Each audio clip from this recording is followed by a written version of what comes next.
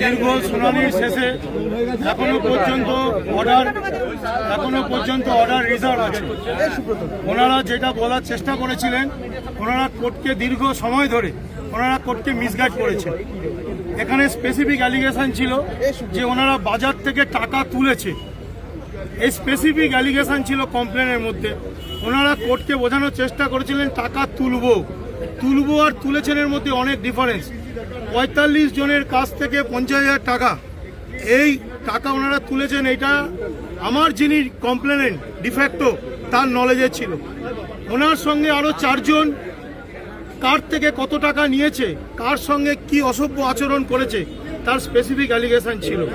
তো সুতরাং arms act যেখানে আছে, যদি আর্মসকে রিকভারি করা না যায়, এনাকে যদি দীর্ঘ সময় পিসি না নেওয়া যায়, কারা কারা এর সঙ্গে যুক্ত আছে। স্বরূপ বিশ্বাস একটি অবশ্যই প্রভাবশালী ব্যক্তি, তার সঙ্গে আরও ৫-৪ জনের নাম আছে, কিন্তু তিনি মাথায় রাখতে হবে তিনি একজন প্রভাবশালী ব্যক্তির ভাই।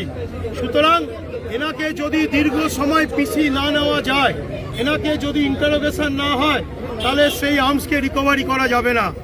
এই টাকা নিয়ে উনি কি করেছেন, সেই টাকা কোথায় কোথায় গেছে, তাকে ইন্টারোগেশন করতে হবে। করার জন্য আমরা সরকারি উকিল এবং আমি ডিফ্যাক্টর উকিলের সঙ্গে আমার যারা ছিল আমার সহকর্মীরা প্রত্যেকেই আমরা বলেছি একে দীর্ঘ সময় কাস্টডি না নিলে একে ইন্টারোগেশন পিসি নিতে হবে, তবে এর মাথাকে পৌঁছতে পারবো। এই অবধি রয়েছে।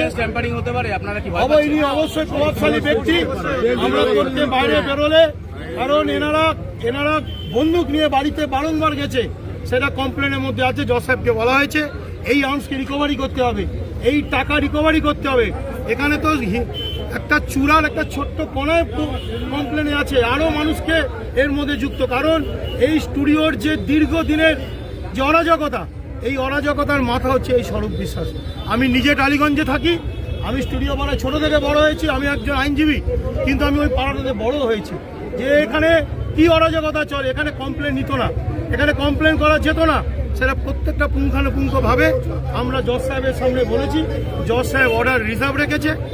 আপাতত প্রচুর লোকের কাছ থেকে টাকা নিচ্ছে, প্রচুর মানুষের কাছ থেকে, কাউকে কাজ পাইয়ে দেবে, কাউকে এই করে দেবে, এবং সেগুলো নোংরা প্রস্তাব। এগুলোতে অ্যাডজাস্ট না করলে হবে না। কোনো মাতৃশক্তি মহিলা বোনেদেরকে এই করে না দিলে মেকআপ দেওয়া যাবে না। প্রত্যেক দিন সেগুলো ক্যামেরার সামনে বলতে পারছি না। এই জায়গার থেকে আমাকে ইন্টারোগেশন করতে হবে, কোন কোন মহিলা কার সঙ্গে উনি অব্যাহত করেছেন। আপনারা কতদিন চাইলেন? ফুল টাইম আমরা